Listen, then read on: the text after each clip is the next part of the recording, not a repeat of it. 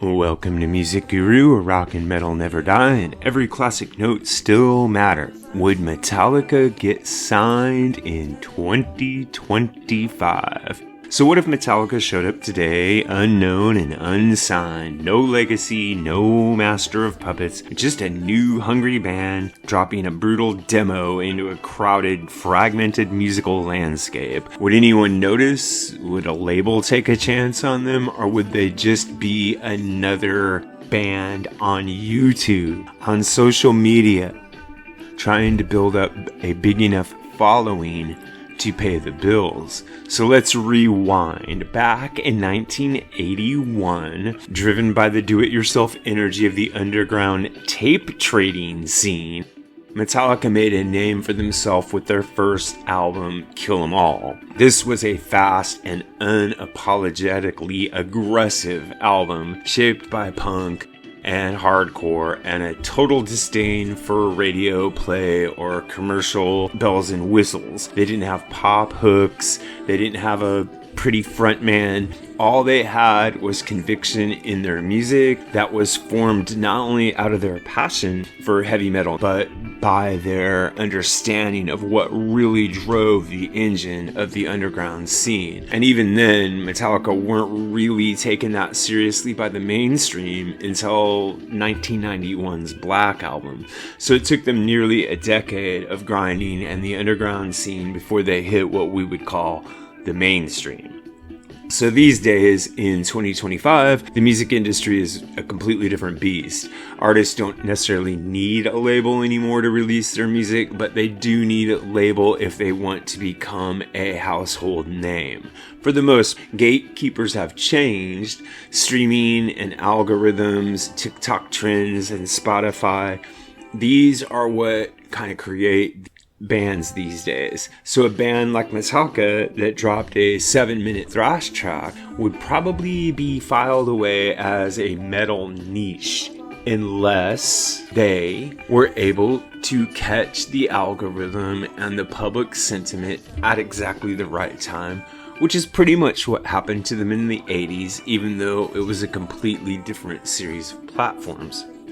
So let's imagine that Metallica did emerge this year in 2025. What would it take to get them noticed? Well, first of all, they'd need killer live performance clips. They'd need an aesthetic look and hook. They'd need to have some kind of image that drew people in. And they need to have a genre crossover moment of some kind where an influencer or an already popular artist or some sort of maven turned the public on to what they were doing. But here's the kicker. Once people actually heard them, once people actually saw what they could do, the talent, precision, and vision of Metallica would be just as impossible to ignore now as it was then. Now, mind you, we're talking about Metallica in their thrash incarnation prior to the Black Album trying to break into the mainstream. So, basically, the question remains, would Metallica get signed in 25? Well, not easily and not right away, and definitely not because the industry would be trampling over themselves to get to the band. But the same drive, the same spirit and desire and unmatched musicianship that they had when they started in the 80s would serve them well these days. Only this time, their journey might start on social media rather than in a garage. Because the music world has completely changed. But metal still hits just as hard as it ever did, and Metallica had a knack for understanding how to appeal to hardcore metal fans. So my feeling is, Metallica would be able to break through and be as successful as they were in the Master of Puppets era, even without a big label. But whether or not they could turn that social media success into mainstream success like what they enjoy now, that's the question I leave to you. Do you think Metallica could have become a multi-platinum selling mega billion-dollar industry if they started out in 2025 but had just as good of a raw, authentic sound as they had in the early 80s. What do you think?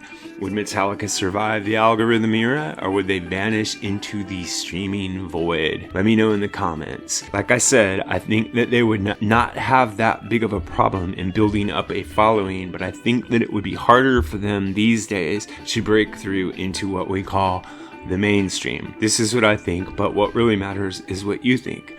So if you have an idea about this or any other topic connected to classic or contemporary music, please drop it in the section below, and remember to like and subscribe. Thanks a lot. MusicGuru here, asking you to help us on our march to 10,000 subscribers.